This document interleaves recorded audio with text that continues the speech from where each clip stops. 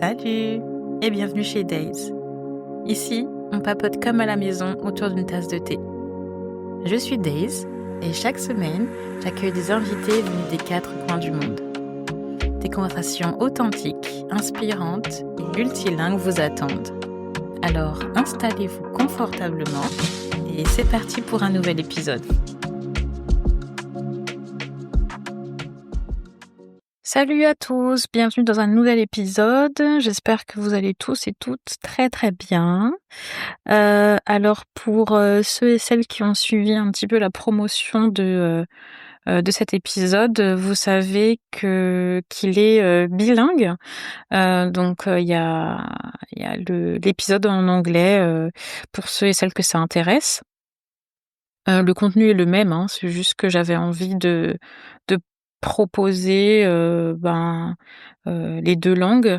J'avoue que là, j'étais inspirée par ma cousine qui lors du dernier épisode était un petit peu triste de pas pouvoir l'écouter en fait, parce que c'était en anglais et du coup, l'idée, le Saint-Esprit, je dirais, parce que je dis toujours je, mais soyons honnêtes, le Saint-Esprit m'a susurré à l'oreille, «Mais pourquoi tu ne le fais pas aussi en français?» Donc heu, donc voilà, en tout cas merci, ma grande cousine. Je pense qu'elle va se reconnaître pour l'inspiration et puis voilà.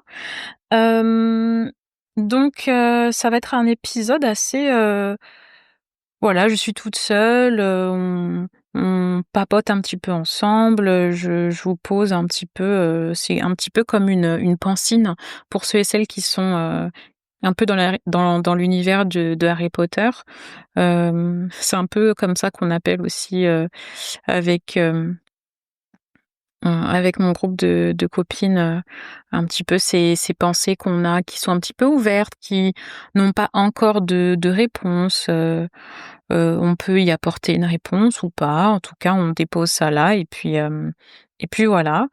C'est quand même un thème, vous savez, ça on va parler un peu de parentalité. Enfin parentalité, pas vraiment, c'est surtout le lien parent-enfant, en fait et hem et ce thème-là, il ne m'est pas venu comme ça. C'est un thème qui m'intéresse assez.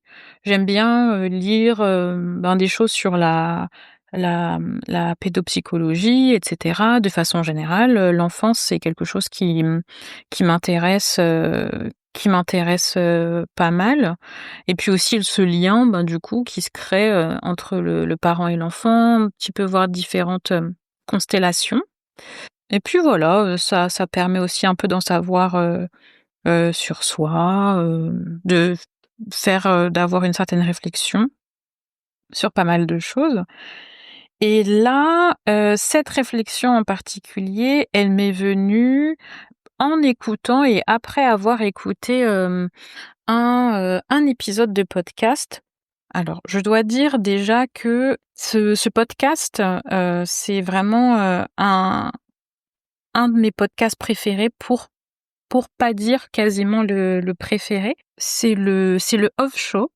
C'est, Olivier Vuillerme qui en est le host, qui l'anime et très concrètement pour vous faire une petite présentation, il invite des personnes, de la diaspora, afro. Alors pas que, disons, on va dire, plutôt afro-caribéenne, je dirais. Et du coup, ça a toujours un lien quand même assez, fort en fait, même direct avec l'Afrique d'une façon ou d'une autre. Les invités sont toujours très, très inspirants, dont ils sont spécialistes de différents domaines avec un background toujours vraiment très varié, et mmh c'est vraiment j'apprends toujours quelque chose de ces podcasts.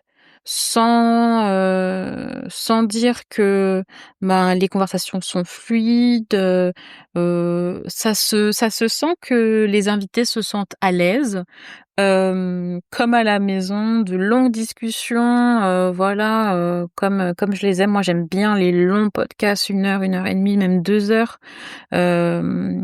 Donc c'est ça et de façon générale, la façon dont il gère, le tout, son podcast, sa promotion et cetera, enfin, voilà, j'aime ce qu'il fait, j'aime le contenu, j'aime, la personne, enfin, voilà, j'aime ses valeurs, et voilà, voilà, c'est un tout, on va dire, c'est un package et j'avoue que j'ai découvert, ce podcast après avoir, commencé, le mien, mais vraiment c'est quelque chose qui m'inspire. C'est un podcast qui m'inspire beaucoup pour, moi, le développement, de mon propre, podcast, de mon contenu. Voilà, c'est une sorte de modèle. Donc, je vous mettrai le lien, heu, dans la barre, d'infos, et puis, si vous avez envie, d'aller jeter, un petit coup d'œil, vraiment n'hésitez pas, vous en sortirez que grandi. Même si vous n'apprenez rien, de nouveau, mais vous passerez un bon moment, c'est sûr. Ça m'étonnerait que vous n'appreniez rien de nouveau, mais bon, voilà. Hem et donc dans cet épisode de podcast, l'invité, c'est Edgar Yves. Je ne sais pas si peut-être pour ceux et celles qui l'ont vu passer un petit peu sur les réseaux, c'est un comédien, il fait pas mal de stand-up. Il est sorti d'une tournée là, cet été. Au moment où je vous parle, on est en septembre, 2025 et donc l'été, il est sorti d'une grande, tournée. Et voilà, il fait pas mal le buzz sur les réseaux en ce moment. Il gère assez bien son marketing, et cetera. Je trouve qu'il fait un bon travail là-dessus. Il est présent sur beaucoup de podcasts. Il parle de pas mal de choses, intéressantes. En tout cas, moi qui me parle. J'aime bien sa façon d'aborder, différents, thèmes. Il est assez direct dans ses mots, mais il est très juste. Il est très, conscient, de tout ce qui est circonstances. Je trouve qu'il y a une réelle bienveillance dans sa façon d'aborder les choses. Heu, Ça vient sûrement de son parcours de vie. Je vais vous faire aussi un petit résumé là-dessus, tout de suite. Mais voilà, c'est quelqu'un que j'apprécie, que j'écoute, volontiers et j'avais pas avant d'avoir, écouté le podcast, j'avais pas vraiment tous les tenants et les aboutissants de son histoire, vraiment, dans le détail. Je pense que le contenu, sur lequel, je suis tombée le concernant, c'était des choses plus actuelles. Voilà, j'avais pas tous les tenants et les aboutissants de son histoire. Et donc et oui, et bien sûr, au-delà de ça, au-delà d'être quelqu'un qui parle bien et qui a une vision des choses assez intéressante, il est très drôle. En tout cas, moi, voilà, je le trouve très drôle.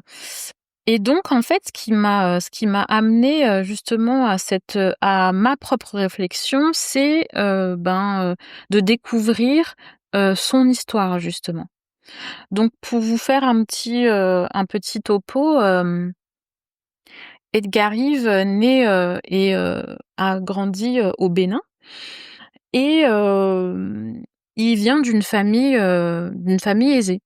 Son père est politicien, pas mal impliqué dans la vie du pays, connu et cetera. Donc il financièrement, c'est pas trop de problèmes et donc son père, a un plan pour lui.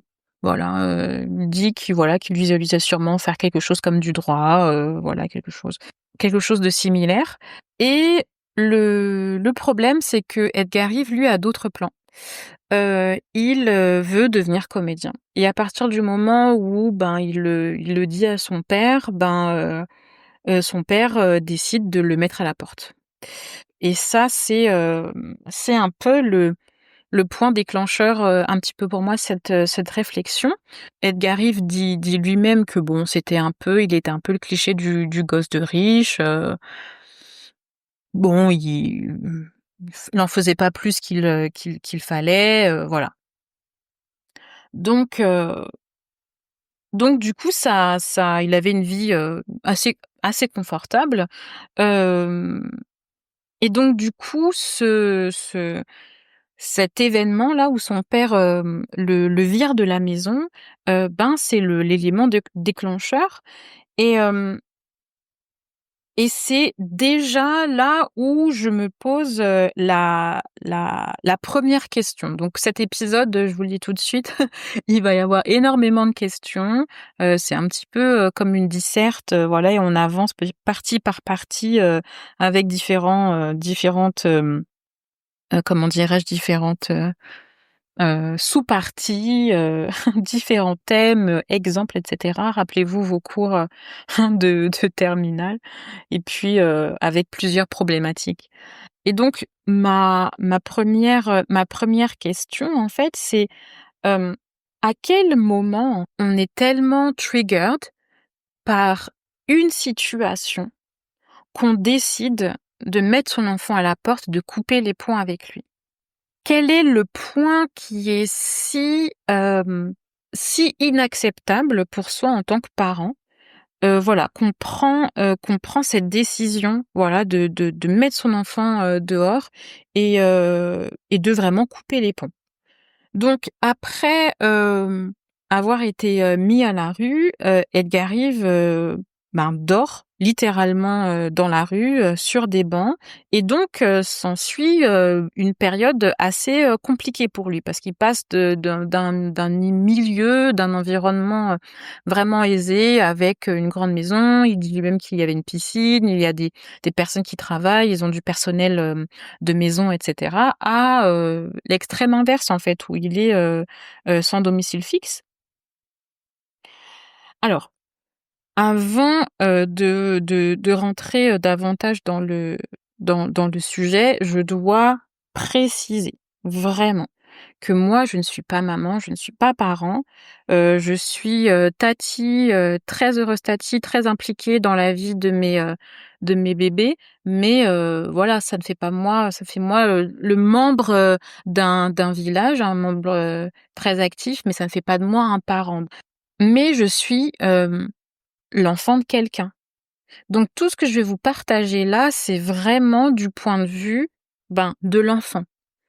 Donc ça va être intéressant parce que, voilà, si vous, vous êtes parent et que vous avez des réflexions, des réponses ou des idées qui sont autres que les miennes, bah, n'hésitez pas à me les faire, savoir, soit en commentaire ici sous le podcast ou soit sur les différents réseaux. Mais voilà, ça c'était un petit, disclaimer. Pour moi, c'est important de le préciser. Je suis pas parent. Je dois avouer que quand j'ai entendu ça, d'Edgar Yves, ça m'a un peu choquée d'entendre qu'on peut, voilà, mettre son enfant, dehors parce qu'il a, des envies, une vision de son propre futur différent, de ce que nous, en tant que parents, on peut avoir, pour lui. Et donc, tout de suite me vient un petit peu, la réflexion le rôle du parent. Quel est le rôle, en fait, d'un parent? Est-ce qu'on donne la vie à un enfant pour l'aimer et le guider, vers son appel? Ou est-ce que en fait, on donne la vie pour dominer? Après tout, on l'a fait, on l'a mis au monde, heu, on peut avoir ce sentiment, heu, oui, de littéralement, de vie et de mort sur son enfant et du coup, si l'enfant ne choisit pas, la voie que on s'est imaginée pour lui, et ben, c'est un deal breaker. Le problème, c'est que, en tant que parent, ce deal, ce marché-là, on l'a fait seul. De mon point de vue, être parent, c'est signer un contrat dont l'enfant est le sujet, mais pas le signataire. La décision, elle revient aux parents. Ils ont pris la décision, ils ont signé le contrat. Ce contrat, finalement, il est, si je peux dire, entre le parent et Dieu. Dieu leur donne son trésor pour en prendre soin, pour l'aimer, pour l'amener dans sa destinée ou son appel. Et donc, pendant, je ne sais pas moi, peut-être des années, même avant la naissance de l'enfant, ça peut arriver, pendant la grossesse ou tout ça, on peut s'imaginer, se dire, se préparer à une certaine vie pour l'enfant. Donc, prendre des décisions un petit peu inconscientes pour cet enfant, donc des décisions qu'on a prises seules. On décide seul d'un plan pour cet enfant. Et si ce plan n'est pas respecté, alors c'est un deal breaker pour un plan qu'on a fait seul. Vous voyez là où je veux en venir, là où je trouve qu'il y a quelque chose qui n'est pas particulièrement logique, en fait. Entendons-nous bien. Il y a deux choses que je veux préciser dans tout ça. Ce que je vous dis là, c'est une réflexion personnelle, des questions que je pose de façon ouverte, comme je vous l'ai dit au début. Et la deuxième chose que je veux ajouter, c'est que j'ai complètement conscience que être parent, c'est un métier ingrat. On fait tout pour un être qui n'est pas soi. On sacrifie des choses. On sacrifie une certaine spontanéité, une certaine liberté. On n'est plus maître de soi-même. On n'est plus décisionnaire de son temps propre. C'est à un certain moment, j'imagine aussi difficile de se retrouver avec soi. Il y a quelqu'un qui compte sur nous tout le temps. C'est très, très difficile. Être parent est un métier ingrat. Parce que je ne sais pas si on reçoit toujours tout ce qu'on a investi dans son enfant. Une position, une situation très, très difficile. Vraiment, je prends complètement conscience de ça. Ceci étant dit, tout ça, ce n'est pas le problème de l'enfant. Ce n'est pas son problème. Il n'a pris aucune décision dans sa venue au monde. Par conséquent, ce n'est pas son problème. Il y a souvent, dans ce lien, une confusion entre respect et domination. Évidemment que l'expérience d'un adulte, d'une personne d'un certain âge, est d'une grande valeur et que par conséquent, ça doit être respecté, reconnu. Cela dit, l'âge ne nous rend pas tout puissants et tout savants, si je peux m'exprimer ainsi. Même en ayant un certain âge, on peut quand même faire des erreurs. Et donc, c'est là où, je me dis qu'il faut vraiment que c'est important de faire la différence entre, hem, le respect et la domination. Quand on prend comme ça cette décision de dire: «OK, tu ne respectes pas le souhait que j'ai pour toi, pour ta vie, tu fais des choix qui ne me plaisent pas». Est-ce qu'on parle ici, du coup, de manque de respect ou d'une impression de pouvoir dominer, en fait, son enfant au point de, heu, gérer sa vie pour lui et d'en arriver à des situations aussi extrêmes si, les choix de chacun des parties, en fait, provoquent, un désaccord? La question que je me pose, du coup, c'est: est-ce que ça vaut vraiment le coup? Ne pas savoir où est son enfant, ne pas savoir où il dort. Je ne sais pas, si vraiment foncièrement on dort tranquille, hem, quand, on a mis, comme ça son enfant, à la porte et qu'on n'a pas du tout de contact et on ne sait pas ce qu'il devient. Est-ce que tout ça vraiment ça vaut le coup pour une question de orientation professionnelle ou de choix de vie? Là, la question dont il s'agit, en tout cas dans le cas d'Edgar Yves, on parle bien d'une décision d'orientation professionnelle. Je fais vraiment la différence entre ce type de situation et évidemment des choses toxiques, voire dangereuses qui, pourraient, amener, une décision similaire. Là, je reste sur ce thème vraiment, du choix, voilà, professionnel, de vie, de choix de vie, de ce type.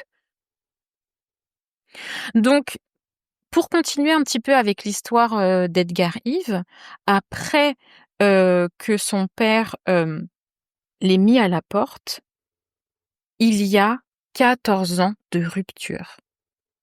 Quat Edgar Yves et son père ne se sont pas parlé pendant 14 ans.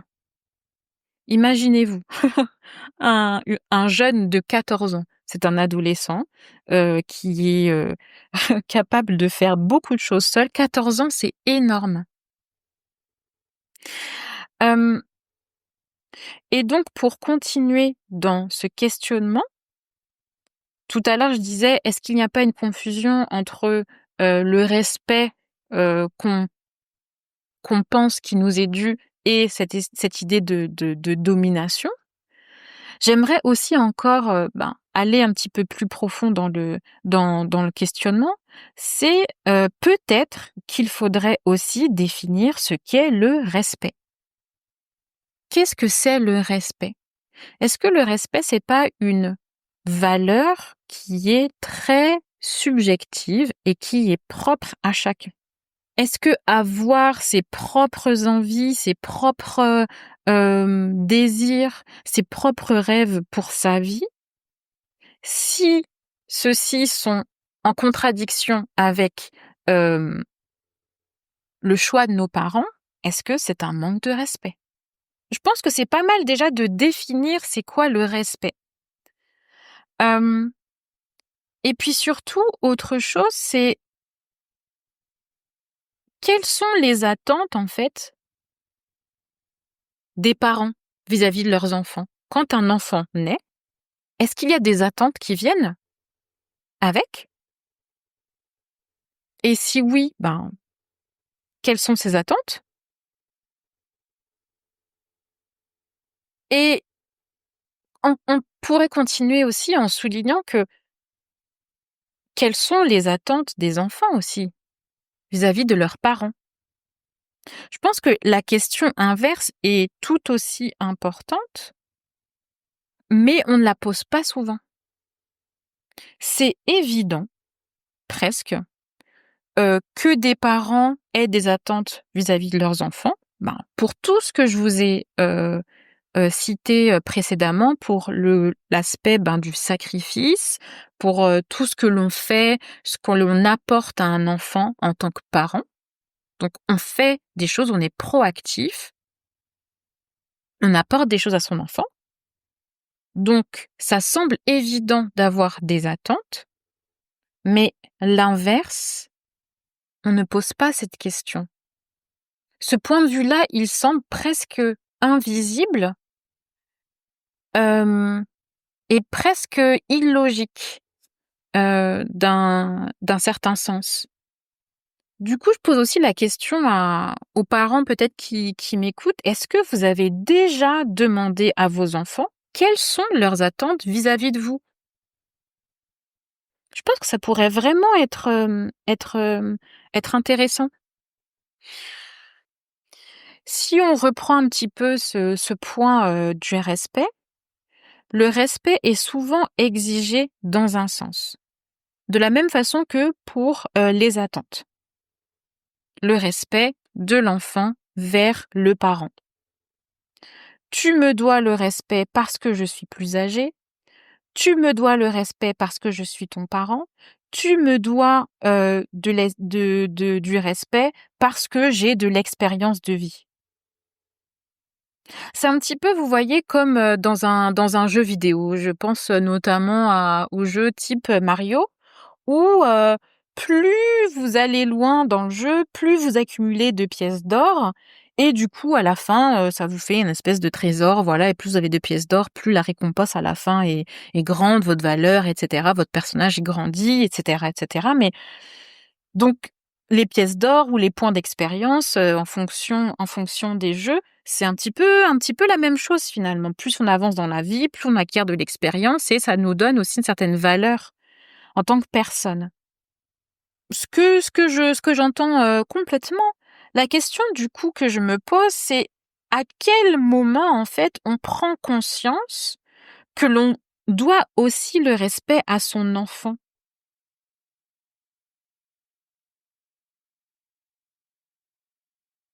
Je pense que c'est un point qui est vraiment très important et hem, pas très important, en fait, il est primordial. Le respect va dans les 2 sens.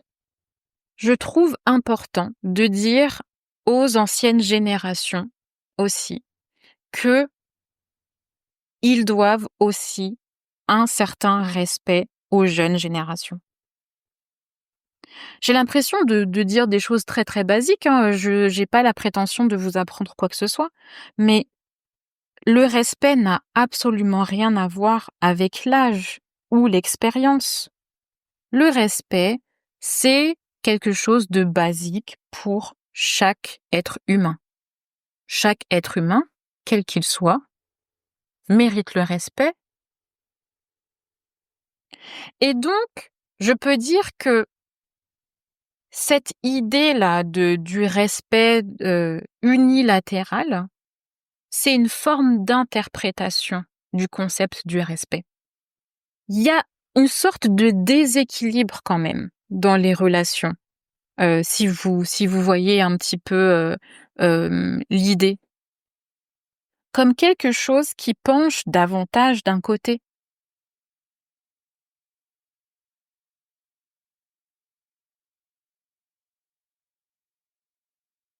Quand on y pense, pour la plupart, d'entre nous, on peut dire que vraiment nos parents ont tellement fait. Ils ont tout donné. Ils ont fait d'énormes sacrifices, des sacrifices en tout genre. Comme je disais tout à l'heure, ils ont peut-être sacrifié une carrière, leur temps propre, leur bien-être, leur, flexibilité, leur espace mental. Ils ont traversé beaucoup de différentes, difficultés. Si on pense, aussi, notamment aux parents, d'un migrant, par exemple. Toutes ces difficultés de de quitter son pays, d'aller dans un pays d'accueil, de devoir s'adapter à une nouvelle culture, de devoir faire face peut-être à une nouvelle langue. Parfois, souvent même, ils quittent une situation quelque chose de stable, un village. Quand je parle d'un village, je parle du village au sens, abstrait, du terme, hein. Je veux dire, des amis, une famille, un groupe social stable qui est là pour aller vers l'inconnu, pour pouvoir offrir, en fait, à leurs enfants un avenir meilleur. Quand on pense à tout ça, en fait, en tant qu'enfant, moi, ce qu'il me vient, en tout cas, c'est vraiment la gratitude, l'admiration, l'amour. Tout ça, en fait, ça vient vraiment de l'amour que j'ai pour mes parents. Quand je pense à tout ce qu'ils ont fait, pour moi. Quand je pense à tout ça, je suis très reconnaissante. La gratitude que j'ai pour mes parents quand je pense à tout ce qu'ils ont fait pour moi, elle vient de l'amour.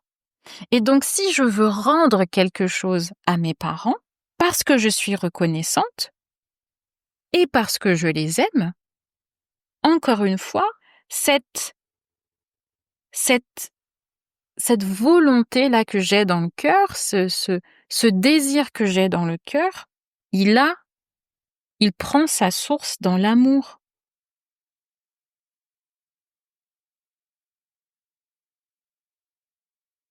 Tout ça, c'est très, très différent d'une source de domination.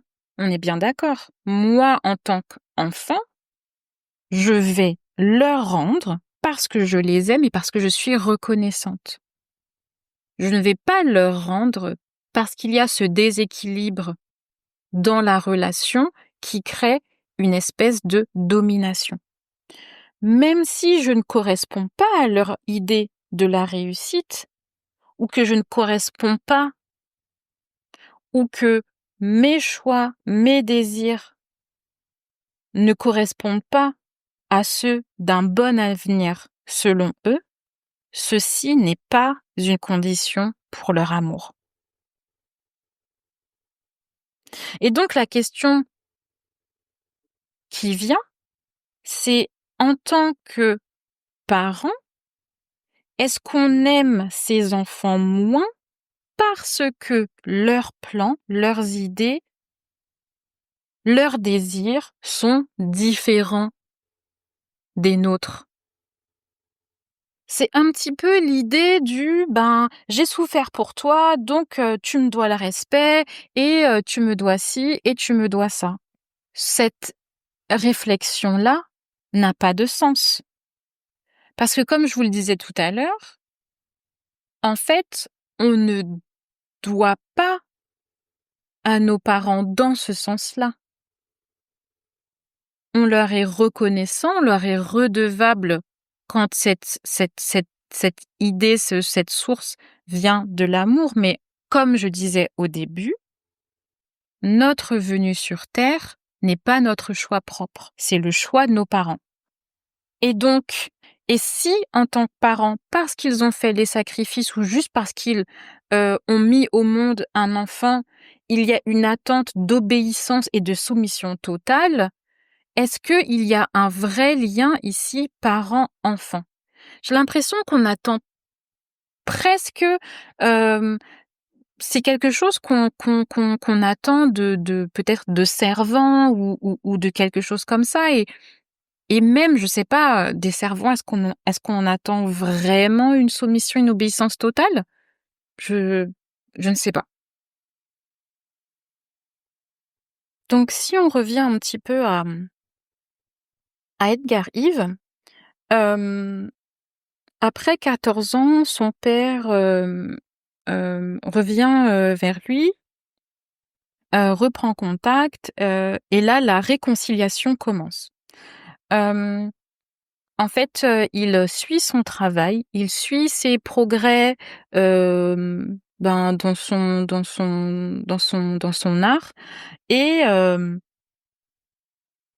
en fait, on dit à Edgar Yves que son père est très, très fier. et c'est quelque chose qui est, important pour lui. Hem, à partir du moment où Edgar Rive a commencé à avoir, du, heu, du succès et que son travail a payé, là, son père, a reconnu en fait, son désir, ses envies et cetera. Attention, je veux être très, très claire. Je ne suis pas en train de dire que, son père est revenu vers lui parce qu'il avait du succès et cetera et cetera. Je suis pas dans la tête du monsieur et je peux même imaginer que, ben, il a pas eu, 14 ans, comme ça de complète, tranquillité, sans penser, à son fils et voilà. C'est pas du tout ce que je suis en train de dire. Mais force est de constater que, ben, comme Edgar Rive a eu, du succès et qu'il arrivait, ben, dans les médias, sur les réseaux et cetera, qu'on le voyait, dans les médias, du coup, son père a pu, heu se rendre compte, en fait, de son talent et de son travail. Et donc, ce succès-là, c'est ce qui a prouvé un petit peu, à son père qu'il avait, je dirais, peut-être pas tous les éléments pour, partir du principe que c'était un mauvais choix. Voilà. Et j'écoute un petit peu des interviews ou des, des paroles, des prises de parole, hem, d'artistes, ça revient beaucoup. Je dois prouver à mes parents. Hem, je pense notamment, à des artistes, noirs français qui, de fait, parce qu'ils sont noirs, doivent travailler 2 fois plus, qui parce qu'il faut faire sa place à un milieu qui ne nous est pas forcément ouvert. Et en plus de ça, il faut travailler encore plus pour pouvoir prouver des choses à nos parents. Pour moi, pour mon point de vue personnel, c'est très bizarre.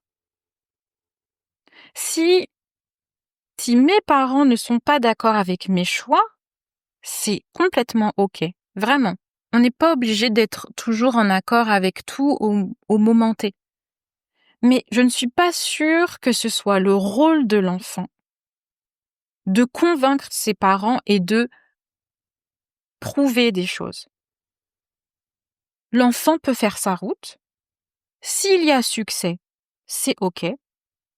S'il y a échec, eh bien, l'enfant apprendra, de cette erreur, de ses échecs, il tentera autre chose ou pas. En fait, la vie continue.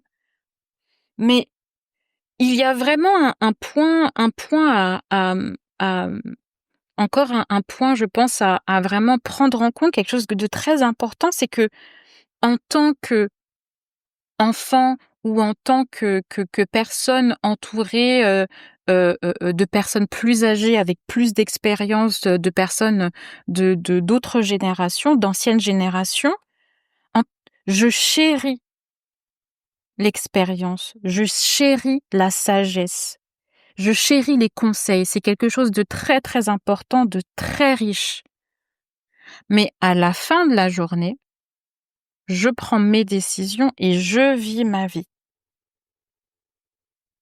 Je prends en compte tes conseils, je ne prends pas en compte ton ego.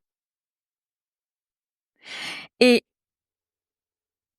donc pour en revenir à un petit peu l'exemple des artistes, différents artistes, noirs, français, que j'aime et que je suis, il y a très souvent cette question.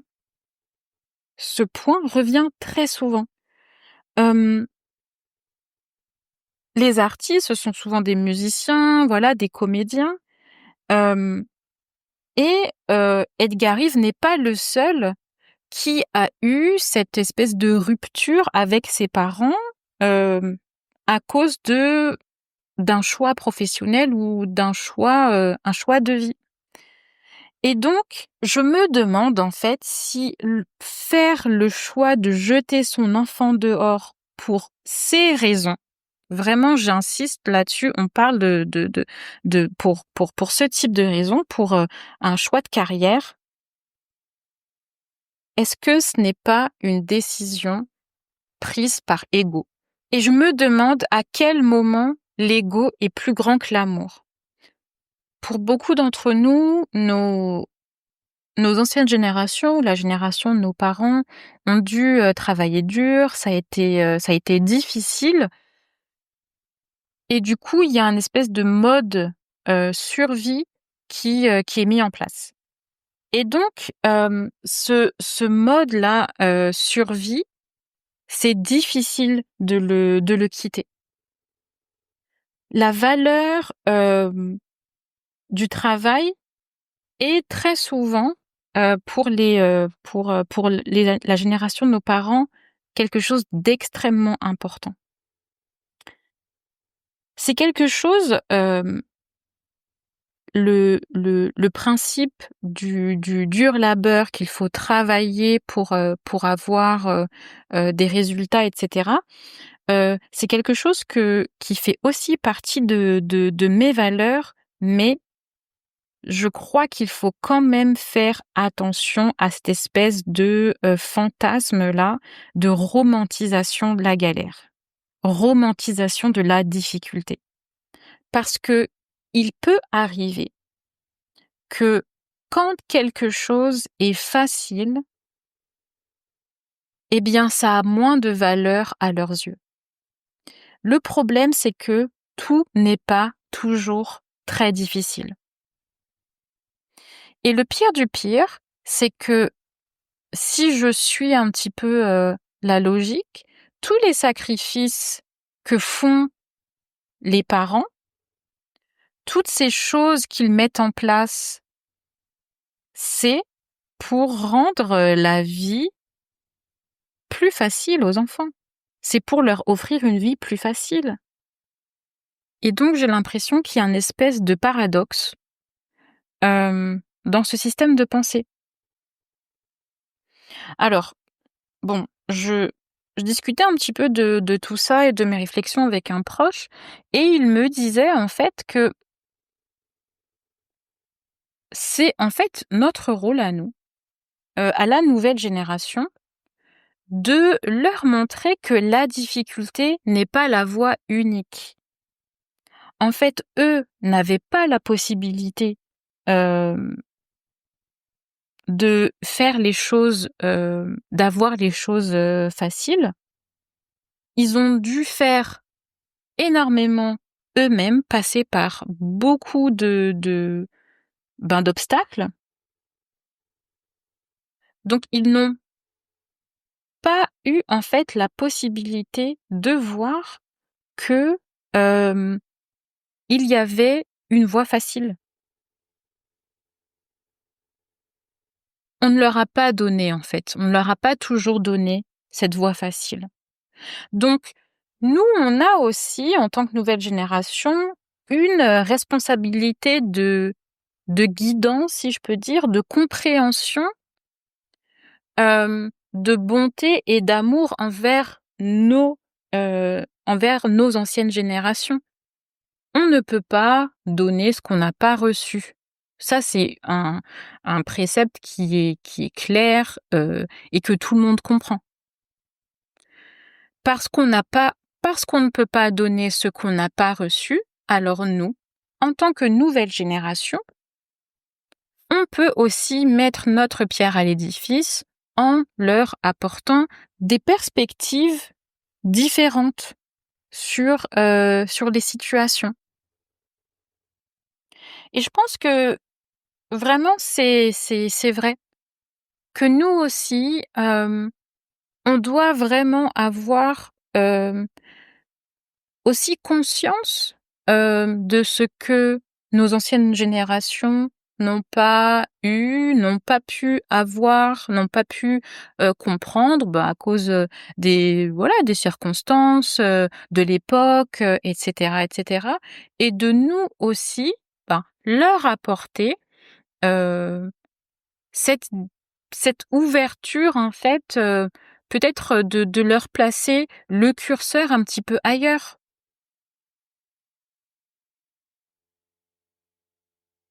J'aime cette idée de entre guillemets «travail d'équipe», en fait, que ils nous apportent la sagesse, l'expérience, et cetera, et qu'on peut aussi, leur apporter quelque chose. C'est une façon aussi pour nous de leur rendre, hem, ben, ce qu'ils ont fait pour nous, finalement, quelque part.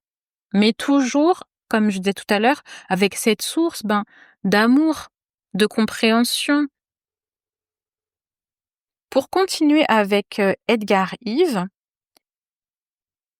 il se réconcilie avec son père, ils ont des contacts réguliers, très souvent au téléphone, via FaceTime, et cetera, et 3 ans après la réconciliation, son père, décède, et il n'aura pas eu, malheureusement, l'occasion de revoir son père en personne avant sa mort. Edgar Riff dit lui-même qu'il a énormément appris de cette période d'adversité, que ça lui a appris la résilience, que ça a forgé son caractère. Il dit lui-même qu'il serait sûrement resté un gosse de riche si cette rupture n'était pas arrivée. Euh, je suis une fervente croyante que des situations les plus terribles peut naître la lumière, et des choses vraiment absolument incroyables.